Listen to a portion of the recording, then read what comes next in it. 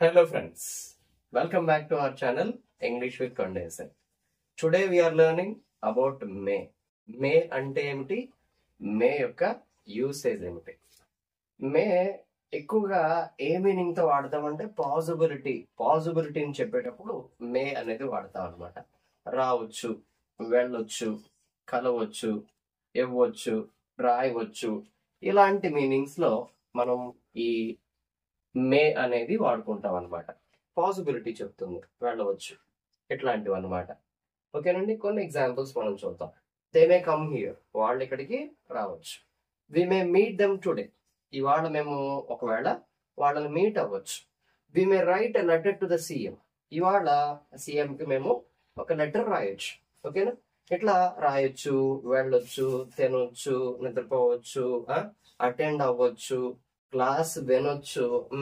I may attend the class, I may listen to the class, I may learn grammar today, ఒకవేళ నేను ఇవాళ grammar నేర్చుకోవచ్చు. ఈ meanings లో ఈ మే అనేది ఉపయోగపడుతుంది అనమాట. తర్వాత పర్మిషన్ కి బాప్ లాంటిది అనమాట. మే చాలా బాగా వాడుకోవచ్చు. మే ఐ కమ్ ఇన్, ఇక్కడ మోర్ పొలైట్ అనమాట. చాలా formal way of permission asking కి ఈ మే అనేది వాడుకోవచ్చు అనమాట. May I come in sir, may I use your phone, may I sit here, or may I do this particular favour for you. ఇలా ఎలాంటి permission అడిగినా కూడా మేని క్వశ్చన్ ఫార్మాట్ లోకి తెచ్చుకొని మనం అడగొచ్చు అనమాట. చూడండి, మే I come in sir, may I leave from here, may I attend your classes, so May I use your information. So ఈ విధంగా formal way of asking permission అనమాట. దీనికి మే అనేది చాలా చక్కగా వాడుకోవచ్చు అండి. తర్వాత ప్రిటెండ్ సంథింగ్ అనమాట.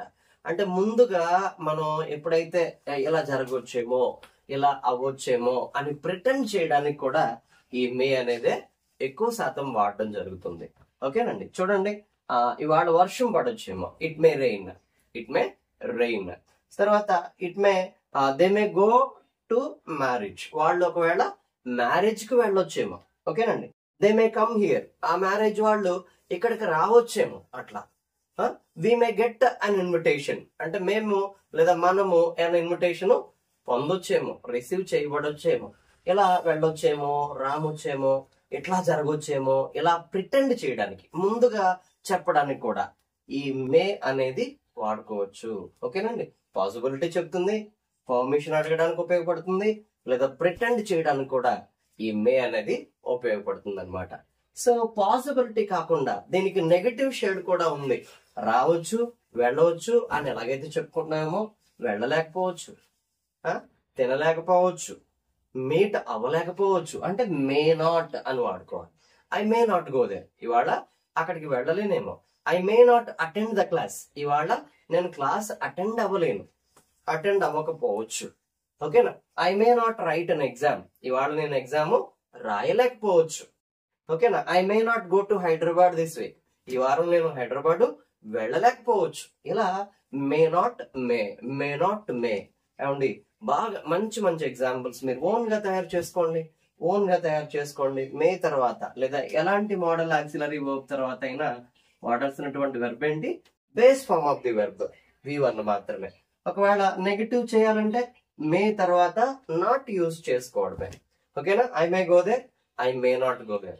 I may complete my work, I may not complete my work.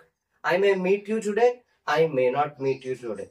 ఓకేనా, I may finish my work, I may not finish my work.